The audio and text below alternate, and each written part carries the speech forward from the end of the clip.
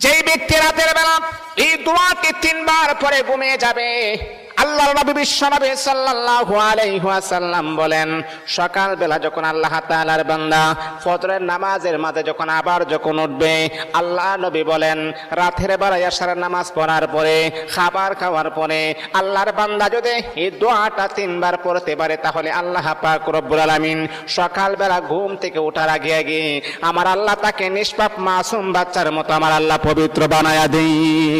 দোয়াটা সবাই আমরা জানি, আমরা সবাই কিন্তু দোয়াটা জানি, কিন্তু আমরা আমল করি না। দোয়াটা হলো আস্তাগফিরুল্লাহাল্লাযী লা ইলাহা ইল্লা হুয়াল হাইয়ুল কাইয়্যুম ওয়া আতুবু ইলাইহি লা হাওলা ওয়ালা কুওয়াতা ইল্লা বিল্লাহিল আলিয়্যিল আযীম। 3 বার যদি আপনি পড়তে পারি, ইনশাআল্লাহ আল্লাহ পাক রব্বুল আলামিন আমার আপনার জীবনের সমস্ত গুনাহগুলোকে আমার আল্লাহ ক্ষমা করে দিবে।